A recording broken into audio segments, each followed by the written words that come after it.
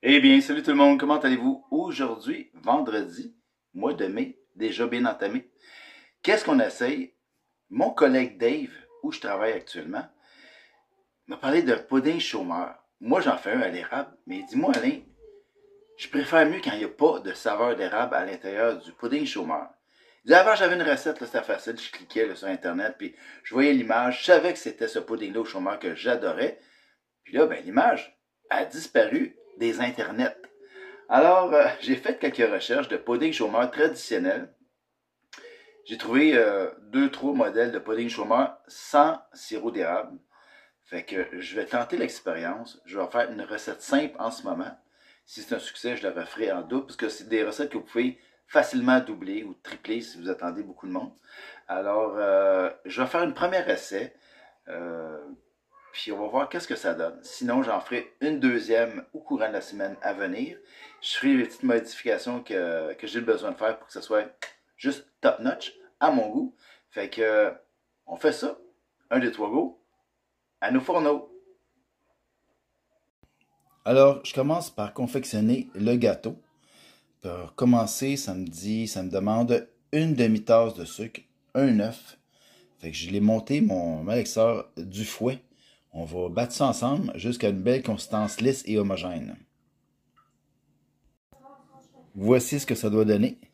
À présent, je rajoute une demi-tasse de lait.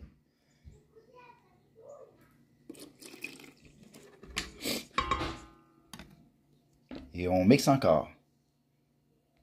À présent, je vais ajouter un peu de vanille, tout à fait facultatif. Et voilà, pas plus que ça. Et on brasse, encore une fois. À présent, la recette me dit 2 cuillères à thé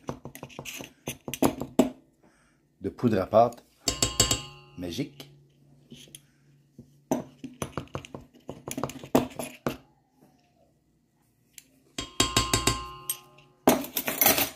Et on fait quoi? Eh oui, on brasse.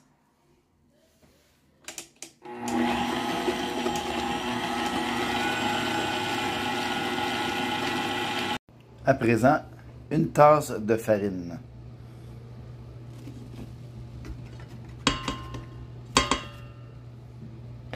Et on brasse ça encore.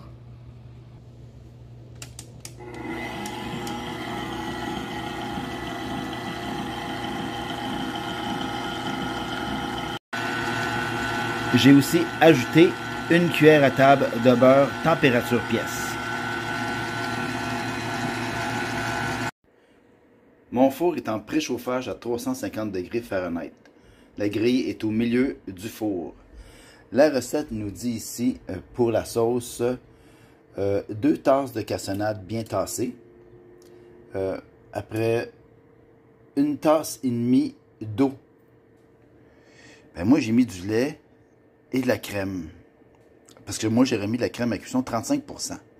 Mais vu que c'est un pudding au chômeur, non, excusez-moi, pudding chômeur, c'est un dessert pour les pauvres des années 30.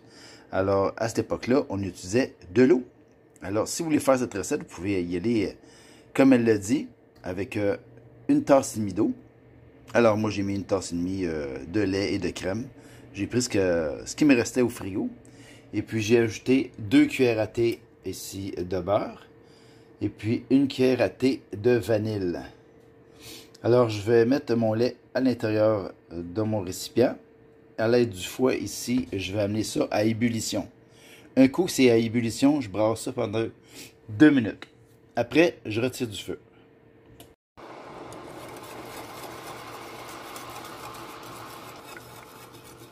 C'est presque prêt. Ça va se mettre à bouillir d'un moment à l'autre. Voilà, moi, j'en donne pas plus. Fait que j'ai éteint mon feu. Et maintenant, on va préparer le gâteau en entier. À présent, je vais y verser, j'ai prégraissé mon moule ici. C'est un moule 8 par 8 pouces ou 20 cm par 20 cm. J'ai prégraissé le moule.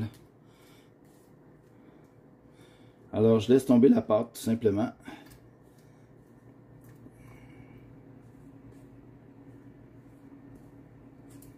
Je prends bien soin de racler les rebords.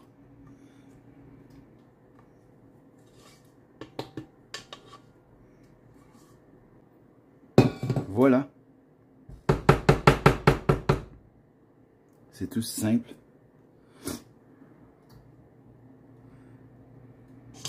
À présent, je vais prendre une louche et je vais venir délicatement déposer le sirop sur le dessus de mon gâteau.